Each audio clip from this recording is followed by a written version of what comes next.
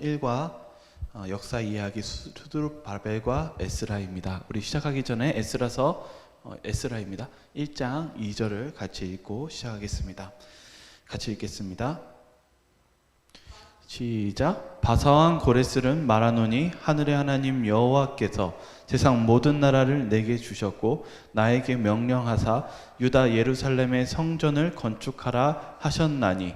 네, 오늘 기억절의 말씀 속에서 가장 여기서 중점적으로 오늘 볼 거는 하늘의 하나님이 여호와께서 세상 모든 나라를 내게 주셨다 이렇게 이야기하는 이 고레스 이방 왕의 고백입니다. 오늘 첫 시작은 무엇에 대해서 얘기하냐면은 이스라엘이 반역하고 포로가 되었을 때의 이야기를 시작합니다. 이스라엘이 멸망당했죠. 결국은요. 멸망당해서 바벨론의 포로로 끌려갔을 때 그들의 인생은 사막과 같은 인생을 살게 되었습니다. 절망적이죠. 근데 그때 하나님이 선물을 주셨어요. 뭐라고 선물을 주셨냐면 70년이 되면 어떻게 된다고요? 분명히 다시 돌아오게, 다시 귀환할 수 있게, 고향으로 돌아올 수 있게 70년 뒤에 예루살렘에 돌아갈 수 있게 성전이 회복된다는 약속을 해주셨습니다. 그래서 70년이 지났을 때 그 처음 칙령이 내렸던 게 어느 왕이었냐면 아까 방금 성경책을 읽었던 고레스 왕입니다. 그래서 첫 번째 1차 예루살렘 중건령이 내렸던 것이 고레스 칙령입니다. 그런데 그 고레스 칙령 속에서 여러 가지 사건들이 있습니다. 그럴 때 예루살렘 중건하는 그 사건 속에서 오늘은 자세히는 배우지 않고 몇몇 사건들과 그런 이 교훈들을 좀 배우고 갈 것입니다. 교과 시작은 이렇게 이야기하고 있어요. 하나님이 어떤 분이고 그분이 무슨 일을 행하셨는지를 알며 그분이 자기 백성을 위해 어떻게 개입하셨는지를 알 때 우리는 비로소 가장 성공적으로 우리의 사명을 이행할 수 있다. 그러니까 여기에서의 중심은 하나님이 어떤 분인지를 아는 것이 중요하고 어떻게 우리를 위해 하시는지를 알아가는 것이 오늘 우리가 배워야 되는 핵심 포인트라는 것입니다. 그래서 질문에서 이렇게 했어요. 누가 하셨을까? 하나님이 하셨죠. 이것을 잊지 않으면서 오늘 시작을 하겠습니다. 첫째 날 소지입니다. 1차 포로 교환입니다. 먼저 질문은 이렇게 시작합니다. 예레미야서 25장과 다니엘서 9장을 한번 읽어보라고 얘기합니다. 언제 1차 포로 귀환이 있었는가? 1차 귀환은 어떤 예언을 성취되었는가? 이렇게 이야기하고 있습니다. 예레미야서 25장은 이렇게 이야기하고 있습니다. 70년이 끝나면 내가 바벨론의 왕과 그의 나라와 갈대아인의 땅을 그 죄악으로 말미암아 벌하여 영원히 폐허가 되게 하되. 예레미야서는 뭐라고 얘기하고 있냐면 70년 뒤에 바로 다시금 회복된다라는 예언을 그들에게 가장 어두운 순간 속에서도 하나님의 그 사랑이 있다라는 것을 약속하셨습니다. 근데 이제 다니엘서 9장은 어떤 내용이 있냐면은 다리오가 그 원년 통치나 다니엘의 책을 통해 여호와께서 말씀으로 선지자 예레미야에게 알려주신 그 연수를 깨달았나니 곧 예루살렘의 황폐함이 70년 만에 그치리라 하신 것이라. 이 이야기를 하는 이유는 그들이 포로로 끌려갔을 때 무슨 희망으로 살아갔냐면 분명히 70년 뒤면은 우리가 해방된다는 희망으로 살아갔는데 다니엘이 절망했던 거예요. 왜 그러냐면 변화의 조짐이 안 보이는 거예요. 바벨론도 멸망했는데 더 큰 불안은 변화의 조짐도 없고 나라는 바뀌어 있는 상태에서 다니엘 9장은 이 다리오 왕 시대 때 울면서 기도합니다. 다윗은 하나님의 약속을 간절히 구하면서 기도하는 가운데서 이 어떤 일이 일어나는지에 대해서 설명하고 있습니다. 여기 보시면은 아까도 그들이 정말 절망적인 상황 속에서 70년의 약속을 기다리는데 다니엘이 그 일을 기도했었을 때 어떤 일이 일어나는지 우리 좀 잘 볼 필요가 있어요. 왜냐하면 교과는 뭐라고 얘기하냐면 하나님이 어떻게 개입하셨는지 다니엘서 10장을 보라. 근데 저는 지난번에 이 다니엘서 주석을 한번 성역 공부를 시작했기 때문에 실은 9장과 10장이 약간 달라요. 왜 그러냐면 9장은 다리오 사건을 통해서 무슨 사건이 일어나냐면 다니엘이 간절히 기도한 가운데 하나님께서 함께 하시고 그리고 어떻게 됐어요? 고레스 왕에 의해서 다리오 왕이 또 죽어요. 금방. 그 다음 고레스 왕에 의해서 중건령이 내려집니다. 그러면 다니엘 10장 사건은 뭘까요? 실은 10장은 그로부터 몇 년 뒤 있는 사건이에요. 왜 그러냐면 예루살렘 중건령을 내려졌는데 1차 중건령이 내려졌는데 성전이 지어졌어요? 안 지어졌어요? 방해가 심했어요. 사마리아 사람들이 방해를 심하게 했고요. 심지어는 그 주변에 있는 사람들에게 뇌물을 주고 그래서 성전이 방해돼서 다니엘이 다시 기도합니다. 10장에서요. 근데 기도를 하는데 얼마나 기도를 하냐면은 거의 보름 넘게 21일 동안 넘게 어떻게 합니까? 실은 기도를 간절히 하는데 응답이 있어요? 없어요? 잘 안 오는 거예요. 그래서 그러한 기도 가운데 10장에서 뭐라고 누굴 만나냐면 21일이 지나서 겨우 이제 가브리엘 천사가 나타납니다. 그러면서 이렇게 얘기합니다. 다니엘서 10장 13절입니다. 그런데 바사 왕국의 군주가 21일 동안 나를 막았으므로 내가 거기 바사 왕국의 왕들과 함께 머물러 있더니 가장 높은 군주 중 하나인 미가엘이 와서 나를 도와주므로. 이게 무슨 사건일까요? 다니엘서 주석 공부를 해봤으면 알 수 있는 건데 이때 당시에 고레스 왕이 1차 중건령을 내렸는데 이때 아들이 있었어요. 캄비세스 2세가 있었습니다. 이 캄비세스 2세는 유대인들에게 우호적이었어요? 우호적이지 않았어요? 실은 우호적이지 않았어요. 그래서 엄청난 방해를 합니다. 그래서 이 고레스 왕이 이때 당시에 이 중건령을 내렸지만은 주변의 신하들과 사람들이 자꾸 무슨 이야기를 해요? 유대인들이 실은 해방하는 것은 잘못된 실수이고 그들이 반역을 일으킬 수 있다라고 그런 여러 가지 그의 마음속에 뭐가 심어져 있을까요? 실은 어두움이 깔리기 시작했어요. 그래서 뭐라고 했냐면 바사 왕국의 군주가 21일 동안 나를 막았으므로 가브리엘이 그 다니엘의 기도를 듣고 도와주려고 갔지만은 바사의 군대. 우리는 전에 이것을 사단이 장악하고 있었다고 얘기하기도 하지만 바로 이 고레스 왕이 영적으로 어두워지고 그가 이 유대인들의 그들을 풀어주는 것을 후회하거나 다시 고민하고 있는 그 긴 영적인 투쟁이 있는 가운데 있는 상황을 이야기하고 있습니다.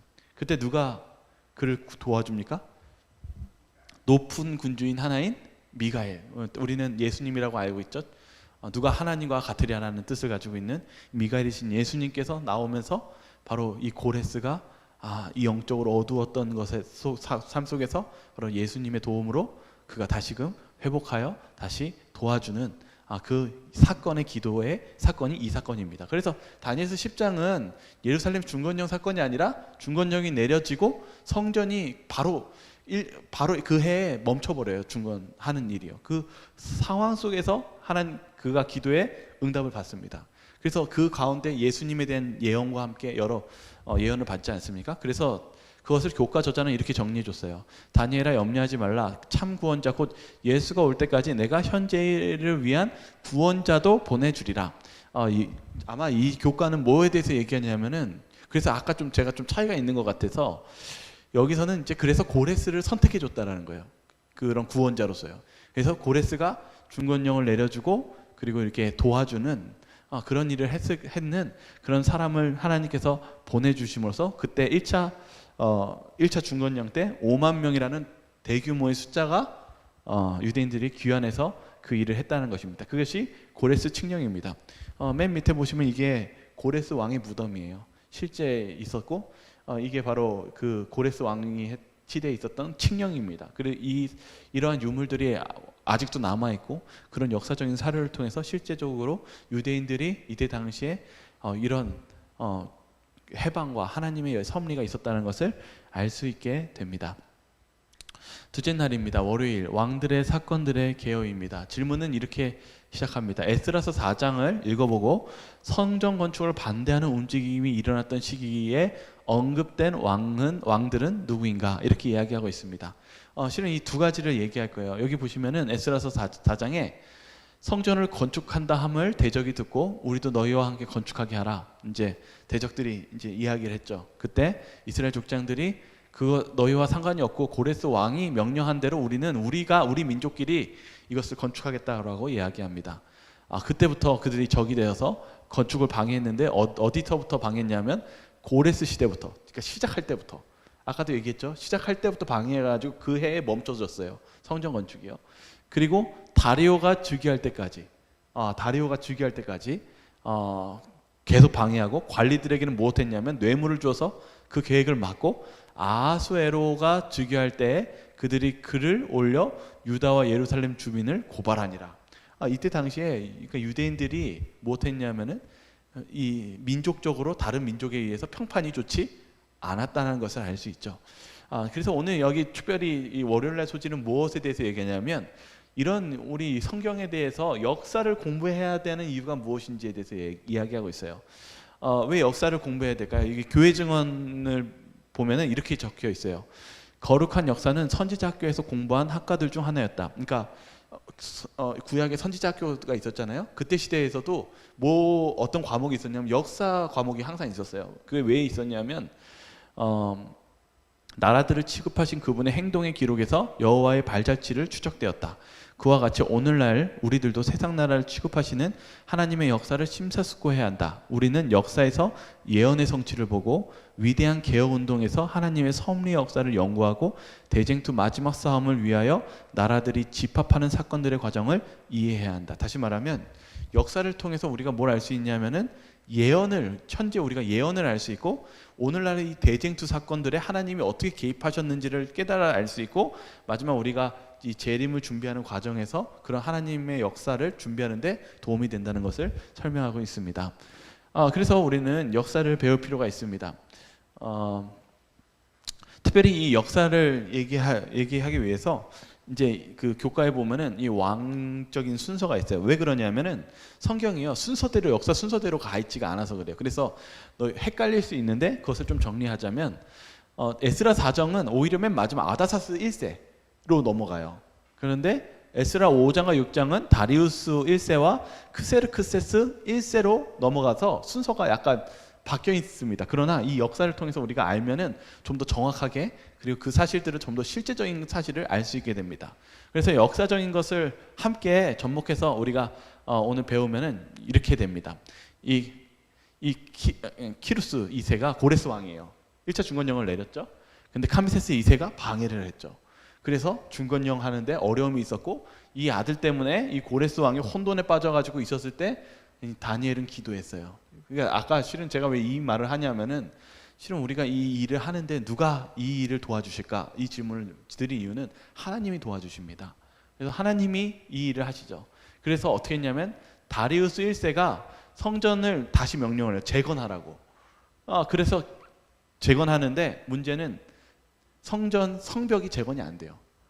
그러니까 완전히 안 돼요. 그래서 방해가 일어나고 신앙적으로 흐지부지해졌을 때 무슨 사건이 일어나냐면 바로 크세르크세스 1세입니다. 이 사람이 아수에로 왕이에요. 에스더의 남편이죠. 이게 왜 나오는지 이제 볼 필요가 있어요. 특별히 선지자 왕에서 이렇게 얘기합니다. 모르드게는 전에 하만이 차지했던 영광의 지위를 얻었다. 그는 아수에로 왕 다음이 되고 그들을 저들의 고국으로 돌아가게 하는 당신의 목적을 성취시키기 위해 가능하게 하셨다. 지금 이 사건이 아주 위기였어요. 왜냐하면 에스더서가 무슨 위기였어요? 유대인들이 이제 무엇할 수 있는 위험에 빠졌냐면 멸망당하는, 민족적인 멸망을 당하는 아주 위급한 순간이었습니다. 그때 에스더가 죽으면 죽으리라 하면서 하나님을 붙잡는 그 과정 속에서 모르드게가 결국은 하나님의 축복 속에서 하만의 그 2인자 자리를 차지합니다. 그 사건을 통해서 2차 중건령이 내려질 수 있는, 다시 말하면 하나님의 성전을 완성할 수 있는 계기가 되었다는 것입니다. 이 싸움이, 이 역사를 보면서 우리가 뭘 배워요? 이게 보니까 성과학의 대쟁투구나. 사단도 어떻게 하고 있어요?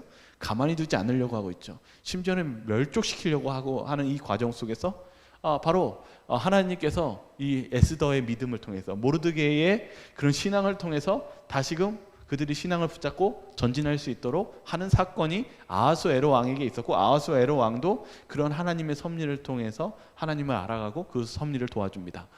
그래서 우리가 이 역사를 통해서 좀 더 하나님의 섭리를 알 수 있게 된다는 것을 통해서 우리가 성경을 이 역사도 같이 배우는 것이 중요하다는 것을 다시 한번 알 수 있게 됩니다. 다음 셋째 날 소재 화요일입니다. 2차 포로 귀환입니다. 질문은 이렇게 시작합니다. 다음을 읽어보라. 우리는 여기서 에스라에 대해 무엇을 알 수 있는가? 한번 읽어보겠습니다. 성경절 에스라 7장입니다.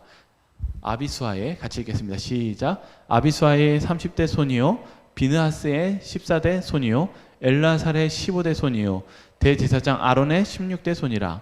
이 에스라가 바벨론에서 올라왔으니 그는 이스라엘의 하나님 여호와께서 주신 모세의 율법에 익숙한 학자로서 그의 하나님 여호와의 도우심을 입음으로 왕에게 구하는 것은 다 받는 자이더니.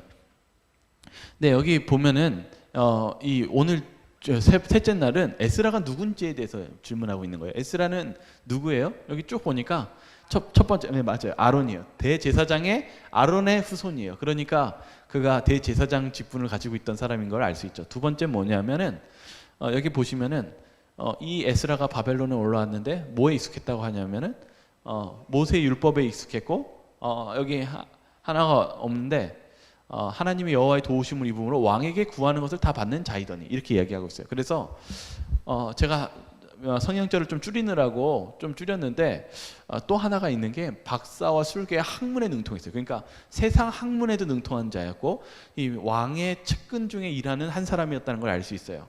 그러니까 지금 이 에스라는 두 가지를 알 수 있어요.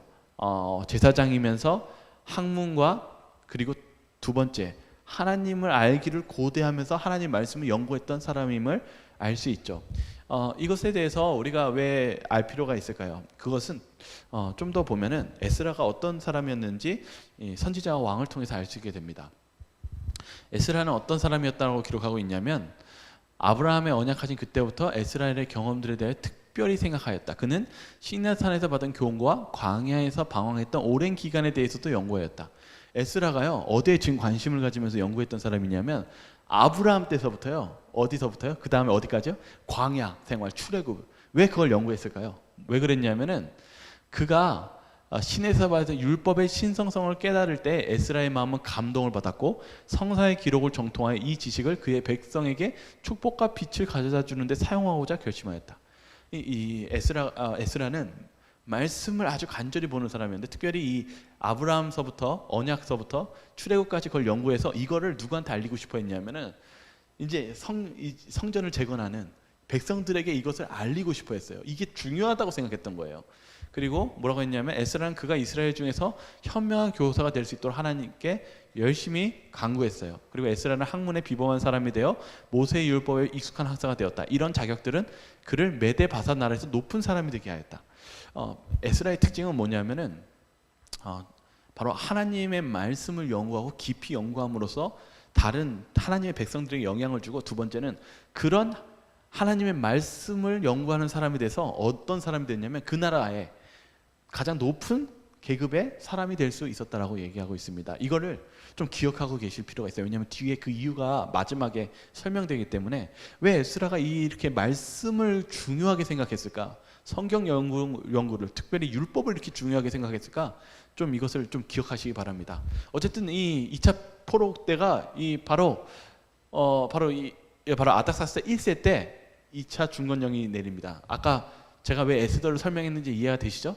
바로 모르드게의 영향 때문에 이 아닥사스다가 2차 중건령을 내립니다. 그러니까 에스라가 누구 시대에 산 사람이에요? 에스더 시대에 있었던 사람이에요. 그러니까 에스더의 이 시대가 분명히 중요한 역사적인 사건이 필요했기 때문에 다시금 2차 중건령을 내렸는데, 이때는 소수의 사람만 나와요. 1차 중건령 때는 5만 명이었는데 남자만 1,500명밖에 안 나와요. 뭔가가 문제가 있어요. 이것도 좀 아실 필요가 있어요. 왜냐하면은 선지자와 왕 611페이지 이렇게 이야기하고 있어요.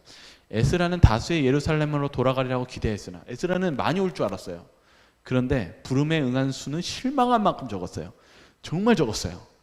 그래서 어떤 마음이었냐면 집과 토지를 얻은 많은 사람들은 이 재산을 희생할 마음이 없었다. 그들은 안위를 사랑하여 남아있는 것을 아주 만족해 여겼다. 그러니까 대다수 사람들이 분명히 2차 중건령 내려가지고 가라고 했는데 대다수가 안 갔어요. 왜 안 갔어요? 그러니까 내가 지금 현재 있는 삶이 만족스럽고 내 좋은 집 그리고 좋은 직장 다 버리고 싶지 않았다는 거예요. 그래서 소수만 나갔고 대부분 사람들이 난 그냥 여기에 있을게 하면서 만족해하면서 살고 있었다는 거예요. 이게 문제였어요. 이것을 우리가 오늘 이 교과의 내용 속에서 분명히 마지막에 답이 있습니다. 특별히 여기서 이제 에스라가 성경에 능통했다고 했던 것에 대해서 묵상은 이렇게 이야기하고 있어요. 잠언서에서도 뭐라고 나오냐면 이래 능숙한 사람은 왕 앞에 설 것이요, 이렇게 적혀 있는 이 말씀을 묵상해 보라고 얘기합니다. 왜냐하면 아까 에스라서에서도 에스라가 학문에 능통한 사람이었다라고 기록하고 있습니다. 여기 보면 율법에 익숙한 학자라고 그랬죠. 이제 이것을 좀 볼 것입니다. 뭐라고 적혀 있냐면은 익숙한이라는 단어는 문자적으로 빠른 의미이며 정보에 대한 이해와 처리가 빠른 사람을 연상시킨다. 에스라는 하나님의 율법에 관하여 해박한 지식과 예리한 통찰력으로 유명했던 명민한 지성의 소유자였다. 이렇게 얘기하고 있어요. 다시 말하면 익숙한은 실은 하나님의 율법에 대한 말씀에 대해서 아주 해박한 지식과 예리한 통찰력을 가지고 있었다. 다시 말하면 이 에스라가에게 정말 필요했던 것 중에 그들이 이 지도자에서 정말 필요한 덕목이 무엇이었냐면 그가 말씀을 깊이 상고했던 사람이었다는 것이에요. 이게 왜 오늘 주제 속에서 중요한지를 또 나누도록 하겠습니다. 뒤에요. 넷째 날입니다. 수요일 소지 아닥사스다 조서입니다. 질문은 아까 읽었던 7장의 내용을 이어서 얘기합니다. 7장을 한번 읽어보라고 하고 왕이 조서에 어떤 요소들이 포함되어 있는가, 왜 이런 지침들이 이스라엘 백성에게 중요했는가 이야기하고 있습니다. 같이 한번 읽어보겠습니다. 그 외에도 제가 줄였어요. 몇 개. 시작. 그 외에도 내 하나님의 성전에 쓰일 것이 있어서 내가 드리고자 하거든 무엇이든지 궁중 창고에서 내다가 드릴지니라. 무릇 하늘의 하나님의 전을 위하여 하늘의 하나님이 명령하신 것은 상가 행하라. 어찌하여 진노가 왕과 왕자의 나라에 임하게 하랴. 보니까 왕이 무엇하라고 해요? 이 에스라한테 야, 너 성전 짓는데 필요한 거 있으면 어디 있는 거 갖다 쓰라고 그랬어요? 자기 궁중 창고에 있는 거 갖다 쓰라고 얘기한 거예요. 이 실은 이방 나라의 왕이 하나님의 성전을 중건하는 걸 도와줍니다. 그래서 우리가 먼저 알아야 되는 것은 하나님을 그 사람이, 이 왕이 첫 번째 도와줬다라는 거예요. 이방 유대인들을요. 두 번째, 그럼 이 왕이 어떠한 상태에 있는지를 볼 필요가 있다는 것입니다.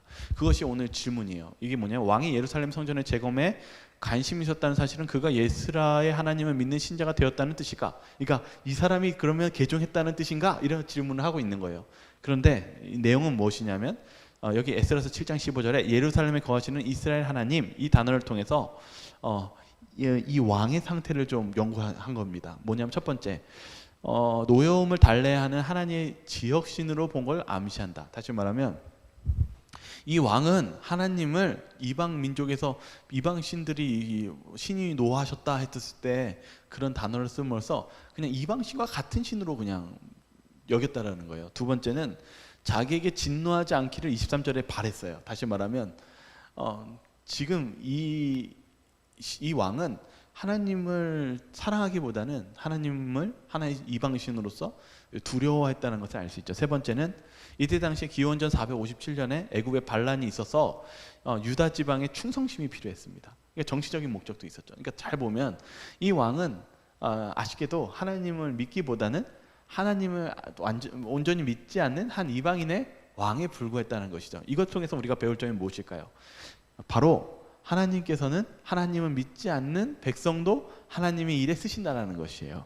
이것을 통해서 우리가 배워야 될 게 무엇일까요? 실은 저도 이 개척교회 했었을 때 실은 처음에 자리를 했었을 때 자리를 주지 않더라고요. 그런데 계속 한 몇 달 동안 가다가 정말 좌절하고 있었을 때 한 그 공인중개사 하시는 분이 연락이 오셨는데 이분이 천주교 다니시는데 제가 이 전도사님인데 이렇게 이 하는 모습 속에서 자기가 감명을 받아서 감동이 있어서 자기가 이 공간을 좀 이 공간이 있는데 한번 보시겠냐고. 그래서 바로 옆에 그 반만한 데에서 시작했는데 그 공간을 그분이 주신 거예요. 어떻게 보면은 우리가 생각했을 때 하나님의 백성만이 우리를 도와준다고 생각하지만은 우리 하는 선교에 있어서는 하나님을 믿지 않는 사람들도 하나님께서 도구로 쓰시고 그 일들을 행하신다는 것이 여기에 교훈입니다. 그래서 우리 여기서도 묵상도 뭐라고 얘기했냐면 이 세상에서 그분의 뜻을 이루시기 위해 회심하지 않는 백성들도 사용하신다는 뜻이다. 이것을 우리가 신앙 속에서 안다면은 우리가 하나님의 하시는 이 역사하심은 더 무궁무진하다는 것을 알 수 있게 됩니다. 다음 소지로 가겠습니다. 마지막 목요일 소지입니다. 교육의 중요성. 이것이 오늘 이제 마지막 에스라에 대한 이 중요성을 얘기하고 맞춰집니다. 여기서도 스가랴 7장 6절과 10절을 한번 읽어보라고 얘기합니다. 이 말씀을 통해서 바른 신앙 교육의 중요성에 대해서 무엇을 배울 수 있는가 이 질문합니다. 아까 읽었던 내용이지만은 다시 한번 읽어보겠습니다. 7장 6절입니다. 시작. 이 에스라가 바벨론에서 올라왔으니 그는 이스라엘의 하나님 여호와께서 주신 모세의 율법에 익숙한 학자로서 그의 하나님 여호와의 도우심을 입음으로 왕에게 구하는 것은 다 받은 자이더니 에스라가 여호와의 율법을 연구하여 준행하며 율례와 규례를 이스라엘에게 가르치기를 결심하였더라.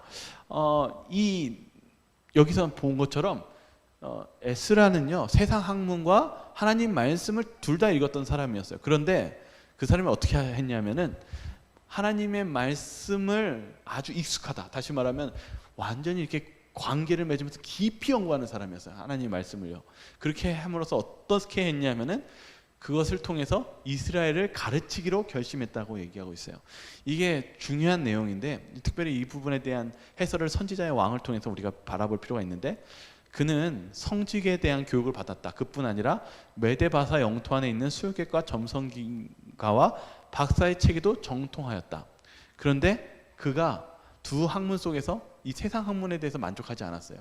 그리고 하나님을 아는 그 지식에서도 만족하지 않고 어떻게 했냐면 완전히 하나님과 일치하기를 갈망하였고 하나님의 뜻을 성취시킬 지혜를 갈망하였다. 그리하여 그는 여호와의 율법을 연구하고 준행하고 가르치기로 결심하였다. 이 일이 그로 하여금 선지자들의 열왕의 책에 기록된 바 하나님의 백성의 역사를 부지런히 연구하는 데 열중하게 하였다. 그는 여호와께서 어찌하여 예루살렘이 파괴되고 그분의 백성이 이방 나라의 포로로 잡혀가도록 허락하셨는지를 알기 위하여 성경의 역사와 시를 연구하였다. 이들이 왜 이렇게 문제가 되었는지를 못하기 위해서요? 알기 위해서 하나님의 말씀 깊이 연구했고 출애굽을 연구했다는 것입니다. 이걸 왜 얘기하냐면 아까 시작할 때 그 이야기를 했죠. 에스라가 나올 때 1차 중건령 5만 명보다 훨씬 작은 남자 몇 명이 나왔어요? 1,500명이에요. 그 물론 여자들도 나왔어요. 그러나 너무 수가 적었어요. 문제가 있었다고 그랬죠. 이기적이었고 그리고 자기 사는 삶에 만족하고 있었다라고 얘기했죠. 그런데 문제는 더 심각했어요. 원래는요. 왜 그랬냐면 여기 선지자와 왕에서 뭐라고 했냐면 모인 무리를 조사해 왔을 때 이제 불렀죠. 근데 누가 없었냐면 레위 자손을 하나도 발견할 수 없는데 놀랐다. 누가 안 왔어요? 이 성직자들이 안 왔어요. 이게 충격적이어서. 왜 그랬냐면 여기서 진짜 중요한 사람이 누구였냐면은 레위인들이었거든요. 왜 레위인이었을까요? 제사 드려야 되니까. 맞아요. 제사 드리는 것도 맞아요. 근데 레위인이 하는 일은 제사만 드리는 게 아니라 종교 지도자입니다. 이들은 무엇을 하는 사람이냐면 말씀을 가르쳐 줘야 되고 말씀을 전하는 사람입니다. 여기서도 잘 보세요. 성전의 신성한 봉사를 위해 구별하여 두었던 지파 사람들은 어디 있는가? 예루살렘의 성전이 재건되고 재봉헌되었으므로 그 봉사를 수행하기 위하여 더 많은 제사장이 필요하되었다. 백성의 교사로 일할 하나님의 사람들이 긴급히 필요되었다. 에스라는 적절한 때에 예루살렘에 도착하였다. 그가 있음으로써 미치는 감화가 크게 필요되었다. 이들에게 지금 필요한 것은 뭐가 필요했냐면은 바로 감화가 필요했대요. 이게 중요합니다. 여러분이 봤을 때는 돈이 필요하고 더 일할 일꾼이 필요하고 벽돌이나 그걸 지을 사람이 필요할 것 같지만 여기서 진짜 중요한 게 원래는 무엇이냐면 감화가 필요했대요. 마음의 변화, 마음의 감동이 필요했대요. 여기 보시면 상당한 수요가 하나님의 율법에 대한 신성성을 잃어버렸다. 신앙을 다 잃어버렸어요. 하나님에 대한 신앙도 잃어버리고 원래 돌아갔으면 더 부유했던 집과 그런 걸 생각했던 그런 것들을 하나님에 대한 사랑을 다 잃어버린 거예요. 에스라가 일하는 곳은 어디에나 성경 연구에 부흥이 일어났다. 에스라가 한 게 무엇이냐면 뭐해가 아니라 하나님 말씀을 펴고 그리고 하나님의 전도회를 한 거예요. 다시 말하면요. 그래서 무엇을 다시 일으켰냐면 하나님을 연구하고 만남을 다시 일으켰다고 얘기하고 있어요. 백성을 가르칠 교사들이 임명되었고 교사를 세웠죠. 그리고 여호와의 율법은 높임과 명예를 얻었다. 예언서들은 연구하였고 메시아의 오심에 대한 예언한 구절들의 마음이 슬프고 필요한 많은 사람들의 희망과 안위를 주었다. 여기 이 에스라가 한 일이 하는 어떤 계획보다 진짜 중요했던 게 하나님의 말씀이었다는 것입니다. 아까도 얘기한 게 에스라가 무엇하는 사람이냐면 하나님의 말씀을 깊이 연구한 사람이에요. 우리가 무엇 때문에 이렇게 고생을 하였고 무엇 때문에 문제가 됐는지를 말씀을 통해서 깨달았습니다. 그것은 하나님을 다시 만나고 자신의 잘못된 문제를 회개하는 그 감화력이었습니다. 그래서 여기서 왜 중요하게 생긴 건 막상 불렀는데 레위 자손이 안 왔던 문제는 바로 바로 하나님의 말씀을 복음을 선포하고 그런 가마력을 줘야 되고 그 가마력을 통해서 하나님을 만나게 하고 그리고 무엇하는 게 필요했습니까?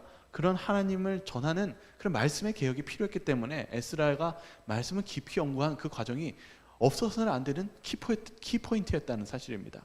그래서 오늘 아까 전체 주제가 누가 이 일을 하셨나? 하나님이 하십니다. 아까 다니엘도 눈의 상태에서 전혀 변화가 있을 것 같지 않아서 기도했을 때 이 과정 속에 미가엘이신 예수님이 이 과정에서 이 불가능을 일으켜 주시는 하나님의 역사하심이 이 모든 과정에 필요한 과정이었고 그것을 깨닫기 위해서는 무엇이 필요하냐 이것이죠.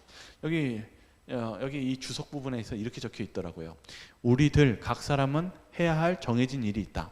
우린 맡은 일이 있죠. 다 하나님이 부르신 일이요. 그 일은 헌신적인 노력에 의해서만 성취될 수 있다. 무엇보다도 먼저 우리는 하나님의 뜻을 알고자 결심할 필요가 있다. 다른 일 하기 전에 무엇을 알아야 되냐면은 하나님의 뜻을 알고자 하는 결심이 필요하다는 거예요. 그 다음에 그것들을 실행해야 한다. 그러면 우리는 영생의 열매를 맺을 진리의 씨앗을 파종할 수 있다. 그러니까 어떤 결과를 얻기 전에 먼저 해야 되는 것은 알아야 된다는 것이죠. 왜 그럴까요? 이게 중요한 것입니다. 제가 이 부분에 대해 있어서 좀 더 이 선지자의 왕과 에스라를 좀 읽어보니까 왜 그런지 알겠더라고요. 왜냐하면 에스라가 도착하자 한 일이 하나님 말씀을 펴서 한 일은 백성들이 이미 하나님과 너무 멀어졌기 때문에 하나님을 성경을 통해서 무엇을 깨달았을까요? 하나님의 사랑을 다시 깨달았어요. 에스라가 어떻게 했다라고 기록하고 있냐면 사랑으로 그들을 가르쳤대요. 죄가 많았는데 사랑으로 그들을 가르쳤대요. 그래서 죄 많은 사람들이 그 사랑을 깨닫고 다시 어떻게 했어요? 하나님의 사랑을 깨닫고 다시 죄가 무엇인지 회개하고 그리고 하나님께로 더욱더 열정적인 일을 할 수 있는 사람으로 변화되었다는 것입니다. 그래서 여기서도 중요한 것은 무엇이냐면 아까 교육의 중요성인데 저는 여기가 제목을 이렇게 바꾸고 싶어요. 성경의 중요성, 하나님 말씀의 중요성. 왜냐하면 거기 안에 하나님의 사랑이 있었고 사랑이 있어야지 율법을 지킬 수가 있게 됩니다. 그래서 이런 글귀가 있더라고요. 성경을 제쳐놓음으로 하나님의 율법에서 돌아서게 된다. 이것을 성경은 전 사랑이라고 생각합니다. 성경을 하나님의 사랑을 받음으로 우리는 하나님의 율법으로 갈 수가 있습니다. 근데 하나님의 말씀을 뒤로 미룬다면 우리는 하나님의 율법에서도 돌아서게 될 것입니다. 그러니까 하나님의 사랑, 하나님의 말씀과 하나님을 만나는 것을 우리가 거절한다면 우리가 하나님의 율법을 지킬 수 없는 자가 됩니다. 그리고 죄에 돌아서게 됩니다. 그래서 이스라엘 백성들이 하나님의 사랑과 말씀을 멀리하게 되니까 어떻게 해요? 모이는 자가 적었고 그리고 바벨론이 아니죠. 바로 이 메데바사에 있었던 그 지역에서 예루살렘으로 가는 사람들이 적었던 것이 바로 그런 영향입니다. 그래서 에스라는 말씀을 깊이 연구하고 그들에게 나눌 하나님의 사랑을 나눠준 것입니다. 그래서 오늘 여기 이 교육의 중요성에 대해서 한 것처럼 오늘 우리가 이번 첫 교과 속에서는 짧게나마 우리가 이 세상 역사에 대해 이 출애굽이래요.